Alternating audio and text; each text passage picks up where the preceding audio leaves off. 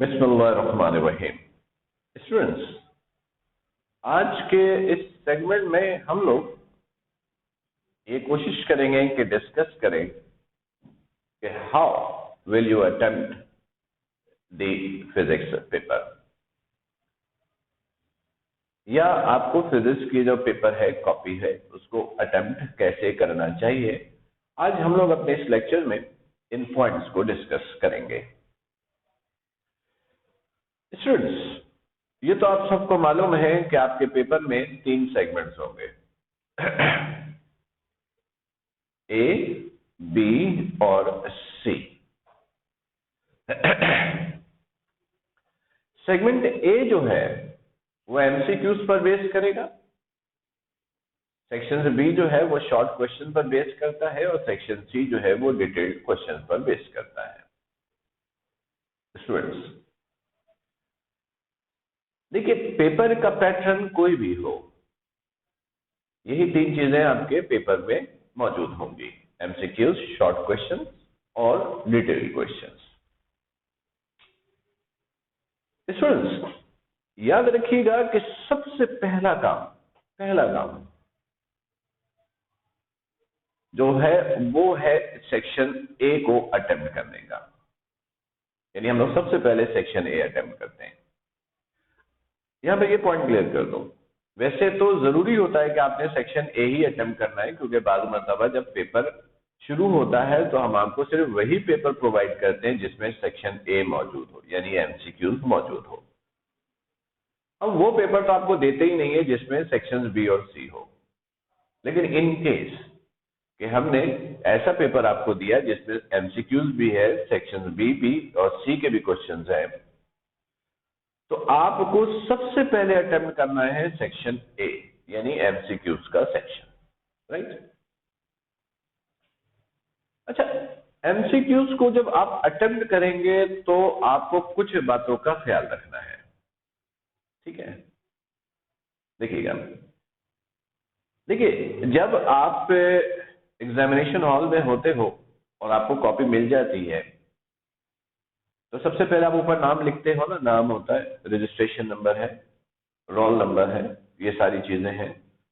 इसमें एक छोटा सा पॉइंट पहले आपको बता दूं कि जब आप अपना रोल नंबर लिखिएगा फ्रंट पेज पर, तो इंक पेन से मत लिखिएगा, इंक पेन से मत लिखिएगा। आप पॉइंटर यूज कीजिएगा और ब्लैक पॉइंटर इस्तेमाल कीजिएगा अपने रोल नंबर को लिखने के लिए। इंक पेन का इस्तेमाल, यानी फाउंटेन पेन का इस्तेमाल गलती से भी मत कीजिएगा। ये जानना जरूरी नहीं है आपको कि ऐसा मैं क्यों कह रहा हूं। ये जहन पे रखिएगा कि सबसे पहले जो फ्रंट पेज पर है, एडमिट कार्ड के मुताबिक आपको अपना रोल नंबर लिखना है, और रोल नंबर लिखते वक्त जरा जहन उधर ही रखिएगा कि रोल नंबर में कोई गलती न हो। नंबर 2, रोल नंबर आप पॉइंटर से लिखिएगा और ब्लैक पॉइंटर से लिखिएगा, इंक पेन का इस्तेमाल कभी नहीं करेंगे, ठीक है, ओके। अच्छा, फिर कॉपी मिल गई है, फिर एमसीक्यूज का पेपर मिलने में अगर कुछ टाइम भी है, अक्सर ऐसा होता है कॉपी दे देते हैं लेकिन टाइमिंग अभी शुरू नहीं हुई एग्जाम्स की। जैसे 9 बजे पेपर है, हमने आपको 5 मिनट 8 मिनट पहले कॉपी दे दी। आप क्या कीजिए, सबसे पहले कॉपी के फ्रंट पेज पे अपना रोल नंबर डिटेल लिखिए और जहन रख के लिखिए। नंबर 2, अलाइनमेंट देख लीजिए, कॉपी पे लाइन डली हुई है या नहीं डली है तो आप डाल लीजिए, और कोशिश करेंगे कि जब आप कॉपी पर अलाइनमेंट दें तो इस तरीके से दीजिएगा। देखिएगा, ये कॉपी का पेज है, ये कॉपी का पेज है, ये कॉपी का पेज है, ठीक है। हो सकता है कि इस साइड पर लाइन डली हुई हो, अगर डली हुई है तो ठीक है, नहीं है तो आप ड्रॉ कर दीजिए। फिर राइट हैंड पर यानी इस साइड पर अगर ये फर्ज कीजिए, अज्यूम कीजिए 1 इंच है, 1 इंच है, 1 इंच है, तो इस साइड पर ½ इंच की एक सिंगल लाइन ड्रॉ कर लीजिए, ½ इंच की एक सिंगल लाइन ड्रॉ कर लीजिए, राइट। अच्छा, इसमें ऑप्शन ये है कि अगर आप ड्रॉ नहीं करते हैं तो ये जहन पे रखिए कि राइट हैंड पर ½ इंच पे कोई वर्किंग नहीं करनी है, आपने कोई वर्किंग नहीं करनी है। अगर लाइन ड्रॉ किए बिना आप वर्क करते हैं और ये प्रेजेंटेशन यूज कर सकते हैं तो बड़ा जबरदस्त काम होगा। यानी लाइन ड्रॉ ना करें राइट हैंड पर, और क्वेश्चंस अटेम्प्ट करते वक्त इस हिस्से पे ½ इंच का हिस्सा ब्लैंक जा रहा हो, ठीक है। अच्छा, फिर आप क्या कीजिए कि अगर आपके पास 2, 4, 5 मिनट अभी है तो आप यहां पेपर में ऊपर आप नेसेसरी चीजें लिख लीजिए। ये तो आपको पहले से पता होता है कि एमसीक्यूज का जो पेपर है उसमें 17 एमसीक्यूज हैं या 40 एमसीक्यूज है या कितने एमसीक्यूज है। जनरल पेपर में 17 एमसीक्यूज होता है, पेपर पैटर्न चेंज होने की वजह से नंबर ऑफ एमसीक्यूज में तब्दीली हो सकती है। तो जितने भी एमसीक्यूज आने हैं वो आपको पहले से मालूम होगा कि जो पेपर मुझे मिलना है इसमें नंबर ऑफ एमसीक्यूज इतने हैं, राइट। तो आप क्या कीजिए, यहां पर आप लिख दीजिए सबसे पहले सेक्शन ए, राइट। उसके नीचे आप एमसीक्यूज की हेडिंग डाल दीजिए, एमसीक्यूज की हेडिंग डाल दीजिए। यानी ये पेज है आपके पास, देखिएगा ये पेज है, पहले आपने ये लाइन ड्रॉ कर ली है, ये ½ इंच का हिस्सा ब्लैंक जाएगा। यहां पर आपने सेक्शन ए की हेडिंग डाली, नीचे एमसीक्यूज डाल दिया। स्टूडेंट्स, एमसीक्यूज के जो पेपर बनते हैं ना वो 5 या 7 पेपर्स बनते हैं। हर पेपर में नंबर ऑफ एमसीक्यूज और नेचर ऑफ एमसीक्यूज सेम होता है, सीक्वेंस जरा आगे पीछे होती है। हर पेपर में सीक्वेंस सिर्फ आगे पीछे होती है, और सीक्वेंस की पहचान के लिए हम पेपर में एक कोड मेंशन करते हैं, एक कोड मेंशन करते हैं। वो कोड लाजमन आपको लिखना है, लाजमन आपको लिखना है। अब कहां लिखना है जरा ये क्लियर कर लीजिएगा। आप ये कोड जहां पर पेपर अटेम्प्ट कर रहे हैं, जहां पर ये सेक्शन अटेम्प्ट कर रहे हैं, एमसीक्यूज के नीचे आप बोल्ड लेटर में कोड नंबर की हेडिंग डालिए, कोड नंबर की हेडिंग डालिए। फ्रंट पेज पे जहां पे नाम लिखा है अगर वहां पे कोड नंबर का कोई कॉलम बना है या कोई सेगमेंट नजर आ रहा है तो आप वहां पर कोड नंबर उधर भी लिखिए, पर जहां पर आप अटेम्प्ट कर रहे हैं यहां पर कोड नंबर आपको लाजमन मेंशन करना है, राइट। अच्छा, फिर उसके बाद क्या करें, अगर आपको मालूम है कि 17 एमसीक्यूज पेपर में आने हैं तो आप 1, 2, 3, 4 और ये 17 तक आप इसकी नंबरिंग कर लीजिए,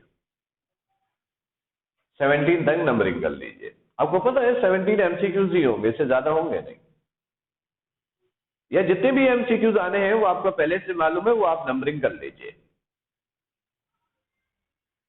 एक बार ध्यान पे रखिएगा कि पेपर में नॉर्मली नंबरिंग ये होती है, ये 1, 2, 3, 4, यानी ये मत दे दीजिएगा 1, 2, 3, 4, 5, ये नॉर्मली नहीं होता, राइट। और अगर आपको कंफ्यूजन हो रही हो तो कि ये डालें ये डालें तो फिलहाल पेपर मिलने तक आप रुक जाए, पर नॉर्मली ये नंबरिंग हुई भी होती है, आप ये डाल लें। अच्छा, इसमें एक बात का और ख्याल रखेंगे, फर्स्ट कीजिए कि अक्सर होता यह है कि फ्रंट पेज पे नंबरिंग गई 15 तक या 14 तक, 2 या 3 एमसीक्यूज रह गए, हम पेज टर्न करते हैं और ऊपर डाल देते हैं 15, 16, 17, यानी ऊपर की 3 लाइन में। देखिए, कोशिश तो करें कि 17 एमसीक्यूज एक ही पेज पर आ जाए, लेकिन अगर नहीं आता है तो पेज टर्न कीजिएगा, पेज टर्न करेंगे और पेज टर्न करके आप यहां लिख लीजिए एमसीक्यू कंटिन्यू,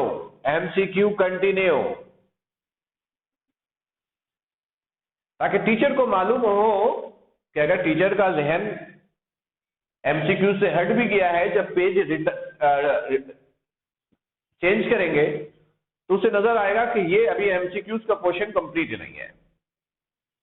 और यहां पर आप अगर यहां 14 पे खत्म हो रहा तो आप बेशक यहां पे 12 पे खत्म कर दें और 13, 14, 15, 16, 17 इधर ले आए। इसमें होता क्या है कि बाद मर्तबा जैसे आपने यहां पर 15 एमसीक्यूज लिख दिया, 2 एमसीक्यूज दूसरे पेज पे लिखा है, बाद वक्त क्या होता है कि टीचर्स जब कॉपी चेक करते हैं तो बाद वक्त टीचर के ज़हन पर ये आता है कि शायद एमसीक्यूज यहां पर कंप्लीट हो गए, वो यहां पे मार्किंग कर देते हैं कि इतने एमसीक्यूज करेक्ट हैं। वैसे नॉर्मली ऐसा होता नहीं है, लेकिन एहतियात फिर भी जरूरी है। और दूसरे पेज पर 1 या 2 एमसीक्यू अगर आपने अटेम्प्ट किया हुआ होता है तो नॉर्मली वो नजर से हट सकता है, तो हम ऐसा कोई रिस्क नहीं लेंगे, ठीक है। तो एक चीज का ख्याल रखेंगे कि ये नंबरिंग आपको करनी है। फिर क्या करना है आपने, सुनिएगा। पेपर आपके पास आ गया, आप एमसीक्यूज पढ़ते जाइए, जिसके एमसीक्यूज के आंसर आ रहे हैं आप वो अटेम्प्ट करते जाइए। एमसीक्यूज अटेम्प्ट करने का जो तरीका है ना, वो ये है कि अगर फर्स्ट करें एक एमसीक्यू है नंबर 1 पे कि the unit of momentum is dash, correct answer is Newton second, तो आपको वो करेक्ट वर्ड लिखना है कि ये 1 के नीचे ये न्यूटन सेकेंड, इसके सामने ये न्यूटन सेकेंड। और अगर फर्स्ट कीजिए ऐसा है कि एमसीक्यूज इस तरह है कि the unit of momentum is dash, 4 option है, ए बी सी का ऑप्शन भी है और करेक्ट वर्ड भी लिखा होगा। वैसे तो नॉर्मली हम स्टेरिक की फॉर्म में देते हैं, लेकिन अज्यूम कीजिए कि हमने स्टेरिक में नहीं दिया, यानी स्टेरिक का रेफरेंस नहीं दिया, ए बी सी डी का रेफरेंस दिया, तो आप करेक्ट वर्ड लिखिएगा। और बहुत ज्यादा है, अगर फर्ज कीजिए ये पार्ट सी में है तो आप इसके बाद ब्रैकेट में लिख दीजिए कि ये पार्ट सी का हिस्सा है, राइट। जो एमसीक्यूज के आंसर में कंफ्यूजन है फिलहाल उसको आप स्किप कीजिए, और जिसके एमसीक्यूज के आंसर बिल्कुल 100% करेक्ट है, आप कंफर्म है कि यही आंसर है, आप उसको फिल करते जाइए और 17 कंप्लीट कीजिए। जब कंप्लीट होगा तो फिर चेक कीजिए कि जिस एमसीक्यू में कंफ्यूजन है क्या उसका आंसर मुझे मिल सकता है इस वक्त। इसमें 2-3 एमसीक्यू ही ऐसे होते हैं जिसमें आपको प्रॉब्लम आ रही होती है या कंफ्यूजन हो सकती है। अगर आप इन टाइम सोचने पर आंसर करेक्ट मिल जाता है तो आप उसको लिख दीजिए, नहीं मिलता है तो आप एक टेक्निक यूज कर लीजिएगा कि वो एमसीक्यू जो नहीं आ रहा है आप कॉपी के बैक साइड पर पेंसिल से वो एमसीक्यू लिख लीजिए और चारों ऑप्शन लिख लीजिए। क्योंकि ऐसा हो सकता है कि हम जैसे 17 एमसीक्यूज को अटेम्प्ट करने के लिए 20 मिनट्स देते हैं, तो 20 मिनट्स के बाद हम एमसीक्यूज का पेपर आपसे वापस ले लें, वापस ले लेंगे तो अब आपके पास एमसीक्यू का पेपर तो होगा नहीं, और उन एमसीक्यूज के बारे में कंफर्मेशन भी नहीं थी तो मुश्किल होती है। कहीं बैक पे लिख लीजिए ताकि पेपर अटेम्प्ट करने के दौरान शायद आपका जहन कहीं क्लिक कर जाए। पेपर अटेम्प्ट करने के दौरान जहन कहीं क्लिक कर जाए, बाद में कोई टॉपिक आप पढ़ रहे हो तो खुद ब खुद जहन पे चीजें आ जाती हैं। और वैसे normally section B, section C के क्वेश्चन जब अटेम्प्ट करते हैं तो वो एमसीक्यू कहीं मेमोरी में आ ही जाता है। अगर नहीं आए तो चूंकि नेगेटिव मार्किंग तो है नहीं, तो बिल्कुल एट दी एंड आप उस एमसीक्यू का अपनी बेस्ट नॉलेज के हिसाब से आप आंसर जरूर लिखिए, ब्लैंक मत छोड़िएगा। ब्लैंक छोड़ने की इजाजत नहीं है, क्योंकि कोई नेगेटिव मार्किंग नहीं है। गलत होगा तो 0 मार्क्स, सही होगा तो 1 मिलेगा, कोई नेगेटिव नहीं है, राइट। स्टूडेंट्स, एमसीक्यूज अटेम्प्ट करने वक्त एक दो बातों का ख्याल रखिएगा कि सिर्फ आंसर इस तरह नहीं देंगे कि 1 का पार्ट ए सही, 2 का पार्ट बी सही, 3 का पार्ट ए सही। अगर इस तरीके से आंसर दोगे तो हम सारे आंसर्स रॉन्ग कंसीडर करेंगे। एमसीक्यूज का आंसर देने का सिर्फ यही है।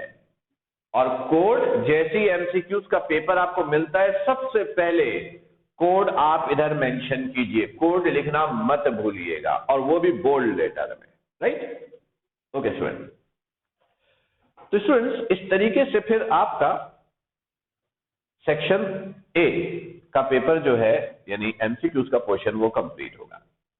स्टूडेंट्स, उसके बाद हम आपको एक दूसरा पेपर देंगे जिसमें होगा सेक्शन बी और सेक्शन सी, सही है। सेक्शन बी और सी में सबसे पहले आप अटेम्प्ट करेंगे सेक्शन सी, अटेम्प्ट करेंगे सेक्शन सी, ठीक है। जरा सुनिएगा।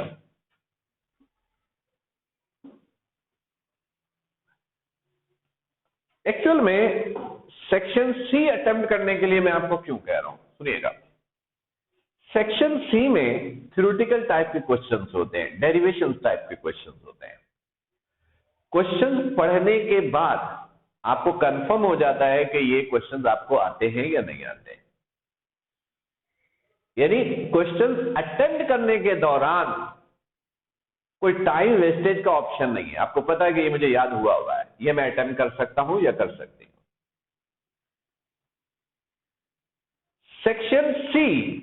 सेक्शन सी में जो भी क्वेश्चंस होते हैं, यानी हर क्वेश्चंस के फर्स्ट कीजिए सेक्शन सी का ये क्वेश्चन नंबर 1 है या 3 है, इसके 2 पार्ट्स होते हैं, ए बी, और 7 मार्क्स ईच के होते हैं, 7 मार्क्स ईच। और एक पार्ट आप अटेम्प्ट करेंगे, 14 से 15 मिनट्स में,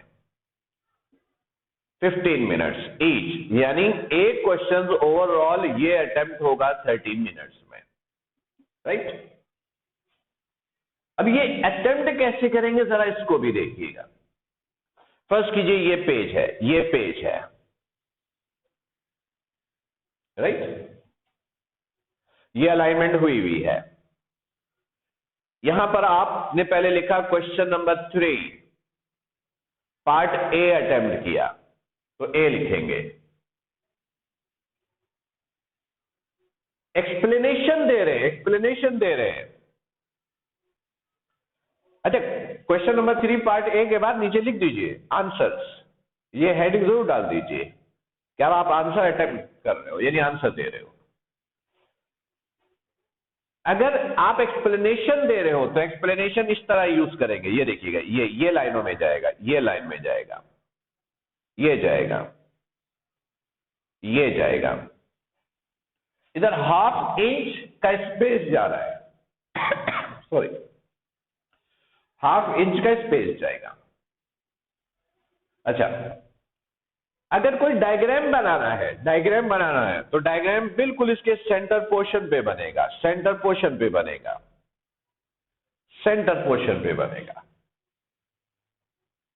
अगर आप कोई डेरिवेशंस कर रहे हैं या किसी लॉ का स्टेटमेंट दे रहे हैं, डेफिनेशन दे रहे हैं, तो डेफिनेशन लिखने का तरीका सीख लीजिएगा। इस अलाइनमेंट के बाद भी थोड़ा सा स्पेस छोड़ेंगे इधर, और इधर भी थोड़ा, यानी ये तो ऑलरेडी ½ इंच है, थोड़ा सा और, डेफिनेशन आप ये सेंटर के पोर्शन पे देंगे, ये पोर्शन पे देंगे, ये सेंटर में डेफिनेशन है या लॉ का स्टेटमेंट है। जब स्टेटमेंट या डेफिनेशन आप दे देते हो तो उसको अंडरलाइन कर दो। अंडरलाइन नहीं करना है तो आप इसको ब्रैकेट में बंद कर दो। इसका मतलब यह होता है कि जो क्वेश्चन आप अटेम्प्ट कर रहे हो उस अटेम्प्ट करने के दौरान ये एक खास अल्फाज हैं जो उस क्वेश्चन का आंसर को रिप्रेजेंट कर रहा है, यानी आपकी एक्सप्लेनेशन का ये खास हिस्सा है। तो बाद मर्तबा टीचर इन खास हिस्से को पढ़कर भी अंदाजा ये लगाता है कि आपकी वर्किंग क्या है। अच्छा, अगर आप डेरिवेशंस कर रहे हैं, डेरिवेशंस के स्टेप्स हैं, तो ये बिल्कुल इसके सेंटर में जाएगा, बिल्कुल इसके सेंटर में जाएगा ये, राइट। तो इस तरीके से आपको ये अटेम्प्ट करना है। फर्स्ट कीजिए ये अटेम्प्ट हो गया, फिर पार्ट बी जब अटेम्प्ट करेंगे तो यहां लिखिएगा फिर क्वेश्चन नंबर 3 पार्ट बी पूरा लिखेंगे। नॉर्मली हम लोग की आदत होती है लिख देते हैं बस पार्ट बी और आगे बढ़ जाते हैं, पूरा लिखिएगा।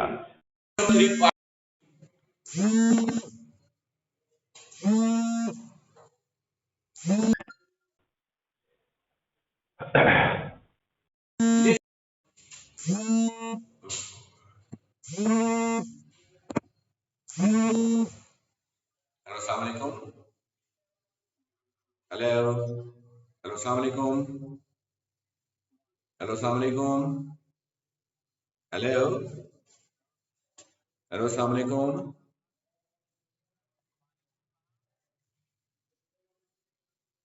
हेलो, अस्सलाम वालेकुम।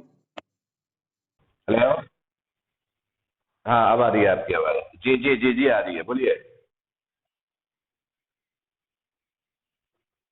जी जी हुई थी, जी जी जी जी। सर कामरान ने कहा था कि सर कामरान ने कहा है कि 5000 माइनस करके ना बाकी रिटर्न कर दें। लेकिन लेकिन लेकिन इतनी जल्दी रिटर्न नहीं होगा, उनको टाइम लगेगा, एक आध हफ्ता लगेगा। उन्होंने कहा कि वो तो चूंकि सिस्टम में आ गया तो सिस्टम से वापस निकलने में थोड़ा वक्त लगता है। सही है, बस ठीक है ठीक है ठीक है।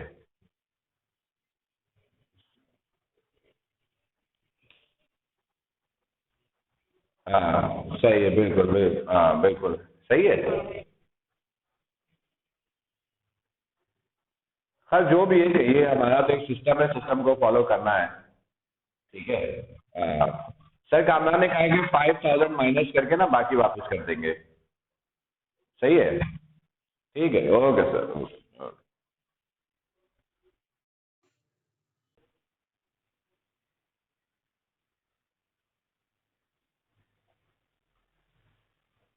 जी स्टूडेंट्स देखिएगा, तो अब जैसे ये क्वेश्चन नंबर 3 है, पार्ट बी है, तो पूरा लिखिएगा क्वेश्चन नंबर 3 पार्ट बी, ठीक है। और फिर नीचे लिखिएगा आंसर्स, और फिर इसी तरीके से आप अटेम्प्ट करेंगे, राइट। यानी सेम प्रोसीजर से आपको अटेम्प्ट करना है। स्टूडेंट्स याद ये रखेंगे कि अगर सेक्शन सी में 2 क्वेश्चन अटेम्प्ट करना है तो दोनों क्वेश्चन साथ अटेम्प्ट करने हैं। मतलब ये गलती मत कीजिएगा कि पहले एक क्वेश्चन अटेम्प्ट कर लिया सेक्शन सी का, फिर सेक्शन बी में चले गए। एज पर रूल जिस सेक्शंस को आप अटेम्प्ट करना शुरू कर देते हो, जिस सेक्शंस को आप अटेम्प्ट करना शुरू कर देते हो, वो सेक्शन अब आपको कंप्लीट करना है, वो सेक्शन अब आपको कंप्लीट करना है। अदरवाइज जैसे सेक्शन सी का एक क्वेश्चन अटेम्प्ट किया, फिर आप सेक्शन बी में आ गए, बी अटेम्प्ट करने के बाद फिर सेक्शन सी का क्वेश्चन अटेम्प्ट करने बैठ गए, तो वो क्वेश्चंस कैंसिल हो जाएगा, उसके कोई मार्क्स नहीं मिलेंगे, राइट। ओके, फिर जब सेक्शन से बी कंप्लीट हो जाए, सॉरी सेक्शन सी कंप्लीट हो जाए, तो आइएगा सेक्शन बी पे। इसमें सेक्शन से बी में जितने भी नंबर ऑफ क्वेश्चंस अटेम्प्ट करने हैं, 10 अटेम्प्ट करने हैं, 6 अटेम्प्ट करने हैं, जितने भी अटेम्प्ट करने हैं, पहले आप सारे क्वेश्चंस को पढ़ लीजिए, देख लीजिए कि कौन कौन से क्वेश्चंस आपको आते हैं, कौन कौन से क्वेश्चन आप अटेम्प्ट कर सकते हैं और कितना अच्छा कर सकते हैं। उसकी जल्दी से जरा नंबरिंग कर लीजिएगा, 1 2 3 4 5 जितने आते हैं, 10 12 14 15 पूरे आते हैं, आप नंबरिंग कर लीजिए। इस पॉइंट को ध्यान पे रखते हुए कि ये मुझे सबसे अच्छा आता है, ये ऐसा, फिर इसके बाद इस पॉइंट से आप नंबरिंग करेंगे। अगर आपको फर्ज कीजिए कि 10 क्वेश्चन अटेम्प्ट करने हैं, नंबरिंग 15 की आ रही है, आपको 15 के 15 आते हैं, सबकी नंबरिंग कर लीजिए। फिर आप सेक्शंस बी को अटेम्प्ट करना शुरू करेंगे, बिल्कुल सेम प्रोसीजर से, सेम प्रोसीजर से। ये पेज है, ये पेज है, यहां पे लिखा sections B, question number 2 part 1। Numerical कर रहे हैं तो देखिएगा, न्यूमेरिकल में इस अलाइनमेंट के बाद छोटा सा स्पेस और छोड़िएगा, यहां पे हेडिंग डालिएगा गिवन। गिवन के बाद यहां से आप गिवन लिखना है, ये फिर रिक्वायर्ड, ये रिक्वायर्ड, फिर ये दरमियान में फॉर्मूला, या एक से ज्यादा फॉर्मूला इस्तेमाल कर रहे हो तो फॉर्मूला ये दरमियान में, फिर कैलकुलेशन, कैलकुलेशन, ये सब कॉपी के दरमियान में चलेगा, दरमियान में चलेगा। और अगर आपको फिगर बनानी है तो ये गिवन और गिवन के साइड पर यहां पर आपका फिगर बनेगा, ये फिगर की जगह है। और जब आप सॉल्व कर ले तो सॉल्यूशंस के बाद रिजल्ट की हेडिंग जरूर डालिएगा, और रिजल्ट लिखने के बाद उसे बॉक्स में बंद कीजिए ताकि वो बिल्कुल हाईलाइट हो जाए, कॉपी चेक करने वाले को क्लियरली नजर आ जाए कि ये इस क्वेश्चन का ये आंसर है। अगर सेक्शन बी में थ्योरी अटेम्प्ट कर रहे हो तो उसी पैटर्न पे करोगे जो सेक्शन सी में किया, वही पैटर्न लेंगे। न्यूमेरिकल अटेम्प्ट कर रहे हो तो इस पैटर्न पे करेंगे, राइट स्टूडेंट्स। इस सेक्शन में एक क्वेश्चन अटेम्प्ट करने के लिए आपके पास 9 मिनट्स होता है। एक क्वेश्चन को अटेम्प्ट करने के लिए कितना टाइम लोगे सेक्शन बी में? 9 मिनट्स। 9 मिनट्स में आपको ये काम करने हैं, राइट स्टूडेंट्स। पेपर जब आप देने जाएं तो 2 चीजें लाजमन याद रखेंगे, वैसे तो 3-4 चीजें होती हैं। एडमिट कार्ड साथ जरूर रखेंगे, वो तो ऑब्वियसली रखना होता है। फिजिक्स का पेपर अटेम्प्ट करने जा रहे हैं तो 2 चीजें लाजमन रखिए। Number 1 scientific calculator. Scientific calculator, pouch तैयार करते वक्त साइंटिफिक कैलकुलेटर लाजमन रखिए। नंबर 2 वॉच, घड़ी।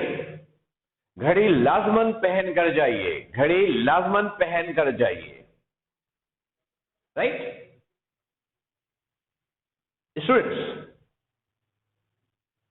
जब पूरा पेपर अटेम्प्ट हो जाए तो इस टाइम मैनेजमेंट पे अगर आप चलोगे तो आखिर में 5 से 10 मिनट आपको बचेंगे।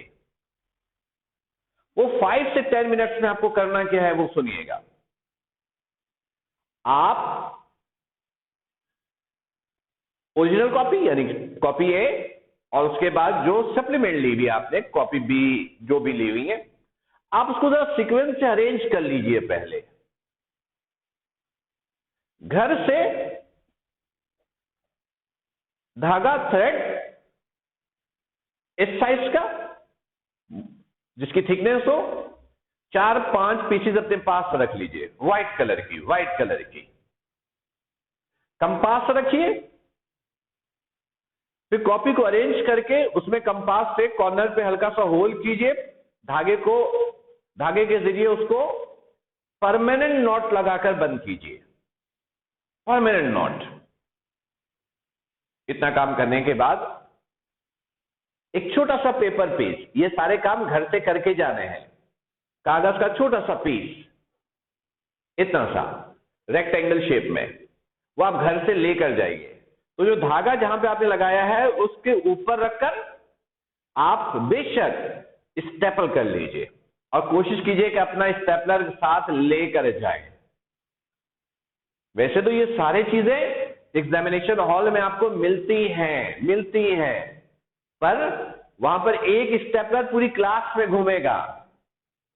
इन्विजिलेटर की किसी बात पे यकीन मत कीजिएगा। अक्सर ऐसा होता है कि बेटा आप कॉपी दे दीजिए, हम स्टेपल कर देंगे, हम खुद अरेंज कर देंगे। कोई कुछ नहीं करेगा, आपको अपना काम खुद करना है। तो आप स्टेपलर ये सारी चीजें अपना साथ लेकर जाइए और उसको स्टेपल कीजिए। उसके बाद एक मर्तबा तेजी से सारे क्वेश्चन, यानी सेक्शन ए देख लीजिए, क्वेश्चन नंबर है, सारी चीजें हैं, बी सी, सारे पेज को चेक कर लीजिए कि हाँ बिल्कुल सही अरेंजमेंट है। मजीद टाइम बचा है तो आप उसकी दफा रीड कर लीजिए, नहीं बचा है तो आप कॉपी हैंड ओवर कर दीजिए इन्विजिलेटर के, या वो खुद आपसे कलेक्ट कर लेंगे। तो स्टूडेंट्स एक बात याद रखिएगा, पूरे साल भर की मेहनत आपको सिर्फ 3 घंटे में आपको देनी होती है, या जो टाइम आपको दिया गया इसके अंदर देनी है। अगर आप इसकी सही यूटिलाइजेशन करोगे तो कामयाबी मिलेगी, सही यूटिलाइजेशन नहीं करोगे तो नहीं मिलेगी कामयाबी। पेपर कैसे अटेम्प्ट करना है? घर से सारा होमवर्क करके जाइए।